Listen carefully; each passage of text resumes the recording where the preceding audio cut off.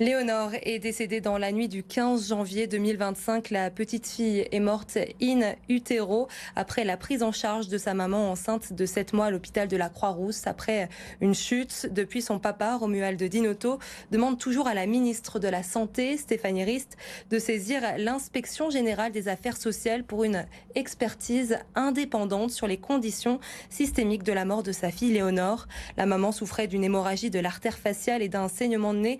C'est ce qui aurait causé la mort du bébé. La veille, les soignants n'avaient pas mesuré la gravité de ce saignement de nez. Romuald Dinotto est avec nous ce matin. Bonjour. Bonjour, merci de me recevoir.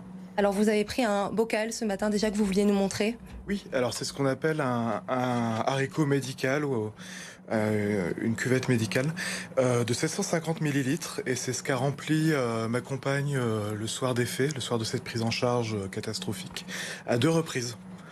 Donc bien sûr, c'était pas plein à ras-bord, hein, voilà. Mais pour vous donner une idée, voilà, c'est ce qui a été pratiquement rempli à 2 reprises et seulement à l'hôpital de la Croix-Rousse. Tout le sang qui a été perdu avant, juste après la chute, voilà. On ne sait pas combien a été perdu, mais il y avait encore du sang en plus. C'est pour nous montrer qu'il y avait de quoi s'inquiéter Voilà. ce jour-là. Expliquez-nous pourquoi cette expertise indépendante que vous demandez à la ministre est importante à vos yeux. Je demande une inspection indépendante à Madame la Ministre, indépendante et impartiale, parce que, à mon sens, il y a des circonstances de nature systémique qui ont participé largement à la mort de notre fille. Quand des soignants en viennent à sous-estimer l'ampleur d'un saignement, alors que la patiente a rempli 2 fois ça, quand des soignants n'ont pas le temps d'écouter, pas le temps de vérifier, c'est qu'il y a un problème au niveau du personnel, au niveau des ressources humaines, au niveau des conditions de travail.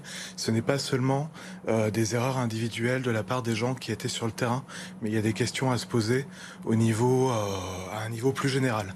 Et pour le moment, ces questions, les hospices civils de Lyon ne veulent pas se les poser. Alors les erreurs individuelles ont été très bien identifiées, hein, là-dessus il n'y a pas de souci. Il y a toute une liste de bonnes résolutions qui a été faite, mais moi je m'interroge vraiment sur la capacité à mettre en place toutes ces bonnes résolutions dans le contexte de ressources humaines de l'hôpital tel qu'il existe actuellement. Parce que dans leur rapport, les HCL indiquent que l'activité était modérée ce jour-là. Ce n'est pas ce qu'on vous avait indiqué. Oui, alors les HCL ne savent pas très bien sur quel pied danser en la matière, puisqu'effectivement, dans leur dernier rapport, celui qu'ils ont adressé à la ministre, ils parlent d'activité modérée ou moyenne, en noyant l'activité de cette nuit-là dans un chiffre sur 24 heures. Ils en viennent même à écrire une phrase qui ne veut rien dire, en indiquant l'activité de cette nuit-là était modérée, comptabilisant 106 passages sur les 24 heures. Ça veut rien dire du tout. C'est soit on est sur la nuit, soit on est sur les 24 heures. Et alors qu'auparavant, au cours de l'année 2025, à 2 reprises, on nous avait clairement laissé entendre et on nous avait écrit que les conditions de travail, le nombre de patients par rapport au nombre de soignants avaient rendu la situation particulièrement tendue, c'est ce qui m'a été écrit cette nuit-là, et donc que cette circonstance a pu jouer un rôle dans la mort de notre fille. Et justement, vous avez contacté des soignants qui vous ont détaillé leurs conditions de travail et on vous a indiqué on ne respirait plus, on est arrivé au boulot en pleurant, on était maltraitante, on n'avait plus d'éthique. Je ne dis pas que l'on ne fait pas d'erreurs, mais la plus grande partie de nos erreurs sont faites parce qu'on n'a pas les conditions pour faire autrement. Le manque de personnel aux urgences et de moyens à l'hôpital public, c'est ce qui a joué ce jour-là selon vous, c'est ce que vous soulignez, ce que vous aimeriez qui ressorte de ce rapport? Alors, j'aimerais que la question soit creusée sérieusement. Pour l'instant, elle ne l'a pas été. Pour l'instant, on n'a aucune information sur le nombre de soignants qui étaient présents, à part le nombre de médecins. On nous dit 2 médecins et 2 internes pour un flux supérieur à 50 patients dans les urgences. Ça, c'est ce qu'on nous avait dit en mai 2025.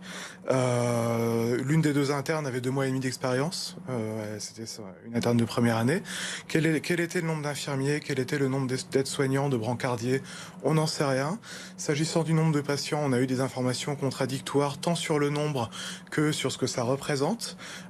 Certains ont pu me dire qu'il y avait eu 43 patients cette nuit-là et que, après tout, ça allait, c'était raisonnable. Les soignantes, ou plutôt ex-soignantes de ce service, parce qu'elles l'ont quitté, que j'ai rencontré, m'ont dit que c'était énorme pour leur part.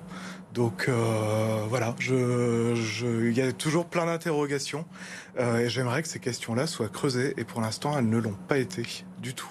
Merci beaucoup d'avoir été avec nous ce matin. On sait que c'est pas facile. En tout cas, votre message est bien passé sur BFM Lyon et nous avons contacté la direction d'ailleurs à ce sujet qui n'a pas souhaité faire de commentaires.